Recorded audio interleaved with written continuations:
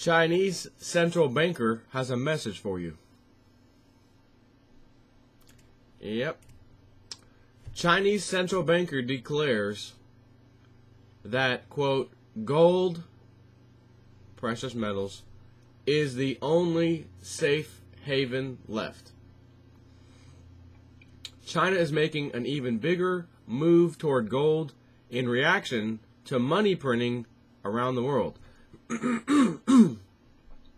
People's Bank of China official Zhang Jianhao declared yesterday, quote, no asset is safe now. The only choice to hedge risks is to hold hard currency, gold. Zhang, the bank's research director, recommended buying the dips.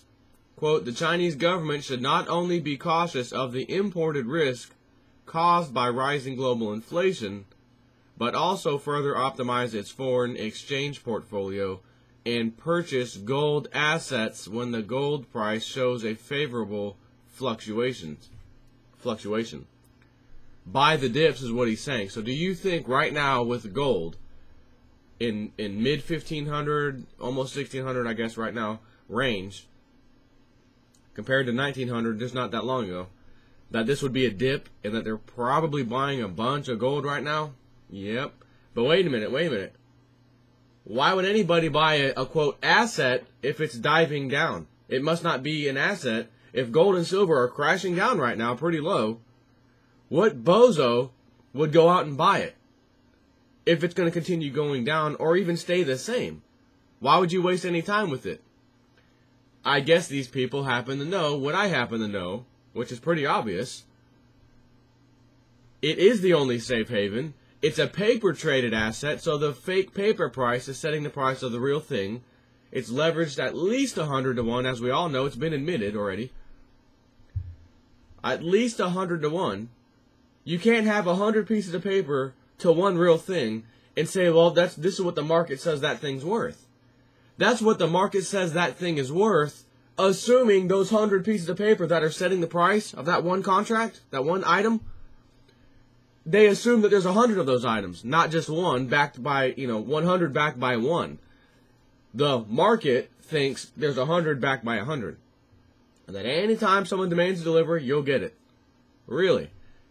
Just ask Gerald Celente and a bunch of other people when they were demanding a lot of gold and silver for this December's delivery month, heavy-duty delivery month for gold and silver, which all of a sudden became nothing because so many people got stopped out of the market, didn't get their money back, and didn't get the gold contract, and it would not be issued a contract at the amount that they originally purchased it for, too. The whole thing got wiped away, and now they're looking at 78% of their money back if they're lucky. Now, isn't that interesting? So, that's fine. You play the paper game, you lose.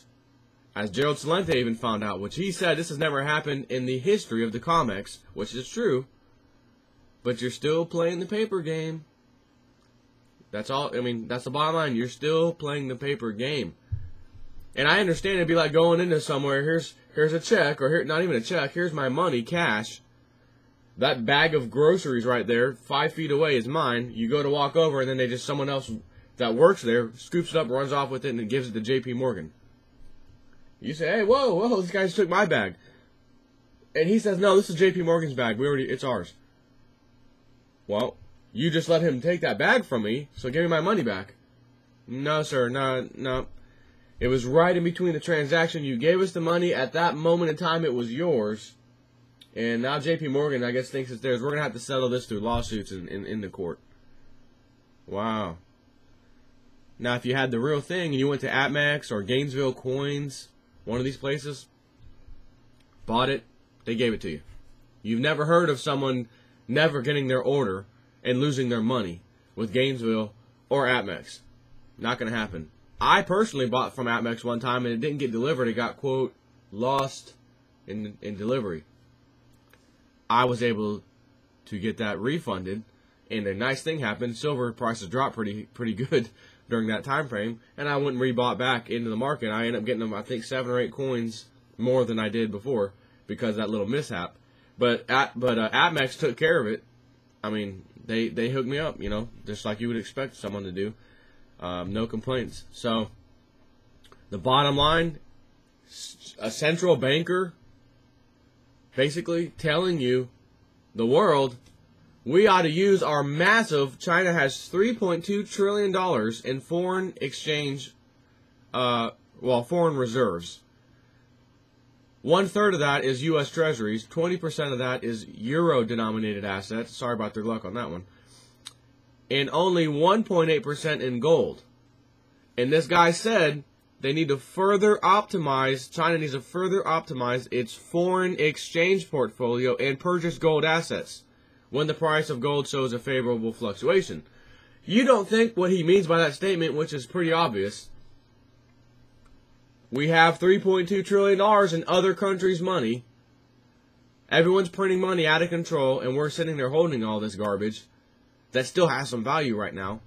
Hey, Chinese government, let's buy some gold with our foreign exchange reserves. Not even use our own money. Not a bad idea.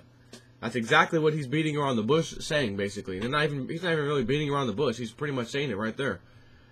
So, again, if gold and silver are going way down, why would any country that's got, billions and trillions, technically, of dollars to spend, like China, why would they be buying this gold? Is like that stupid reporter, Numbskull, said, that young girl.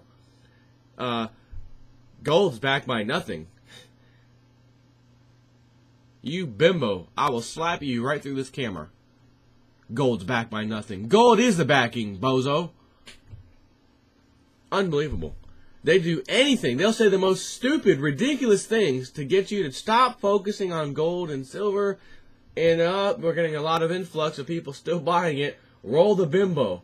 See if the bimbo can fix things. Okay, bimbo, go. Gold's backed by nothing. How are gold sales? Oh, they're still skyrocketing. How about silver? They're still skyrocketing. Matter of fact, countries and standard purchases are breaking records. Chavez wants his gold back. Damn, that video didn't work, did it? No.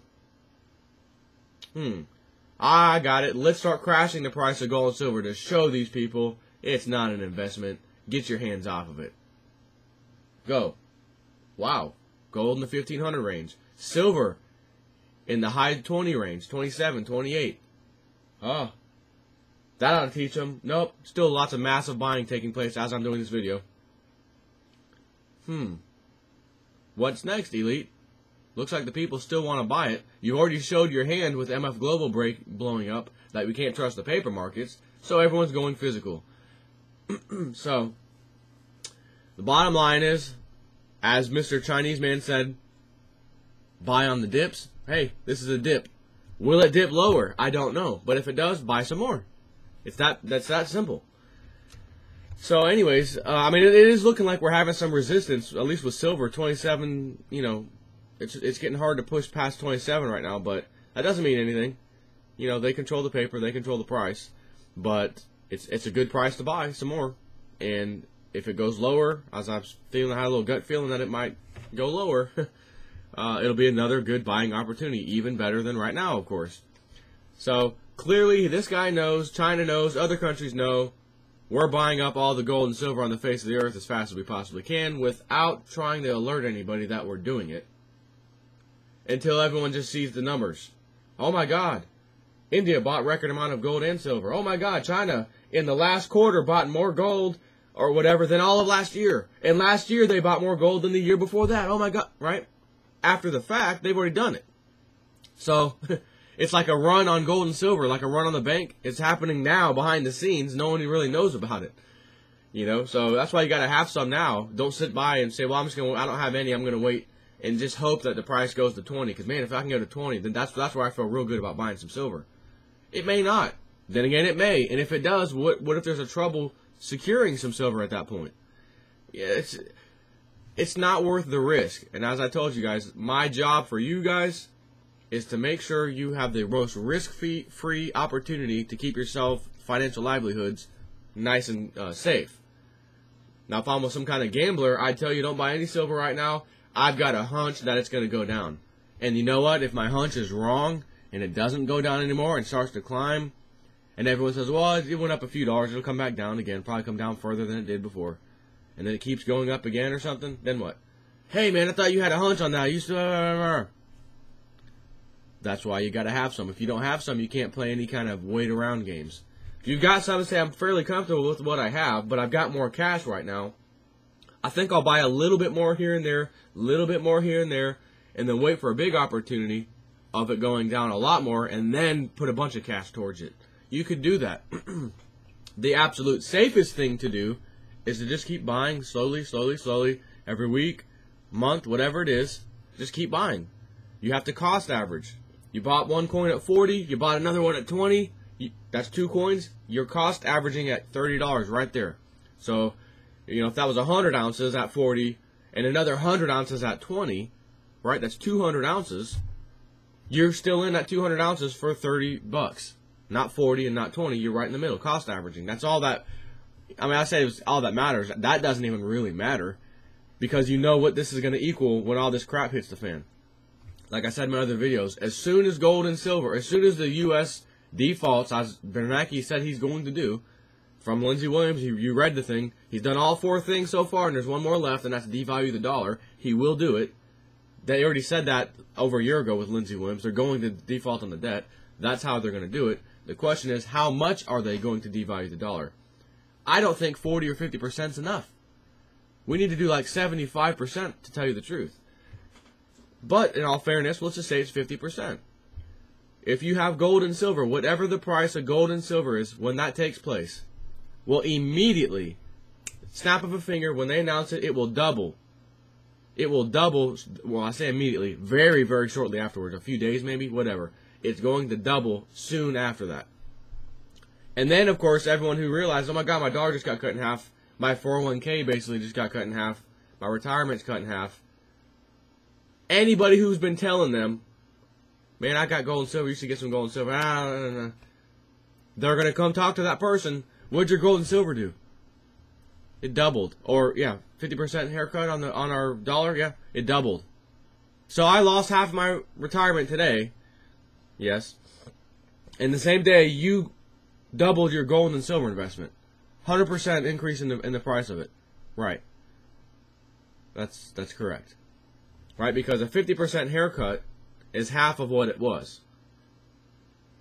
So if gold or silver's 20 bucks and it took a 50% haircut, it's going down to $10.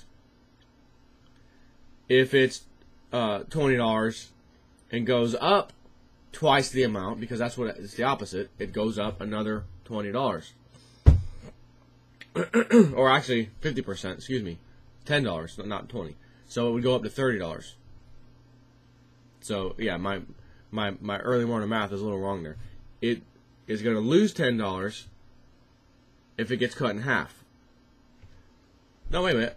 See, I'm getting all bozo on you. It will double. It does the opposite. Something goes down 50%. This doesn't just go up 50%. It should double. And here's why it will more than double.